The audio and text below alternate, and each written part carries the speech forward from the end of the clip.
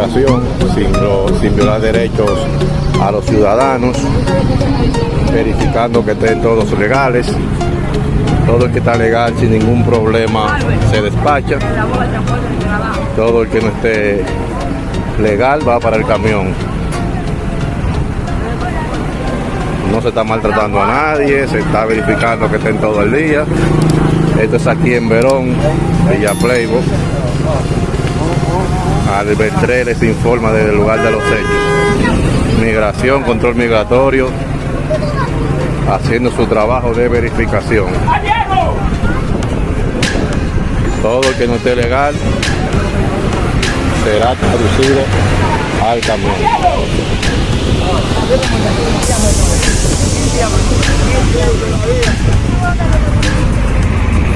Se verifica, si no está debidamente correcto, es trasladado al camión sin ningún tipo de abuso, como ustedes podrán ver.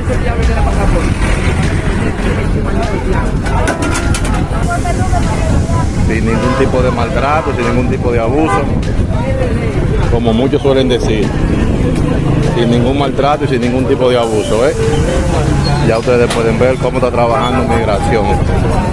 Se verifica, si no está legal, se lleva para el camión. Si no está legal, va para el camión. Si está legal, se despacha.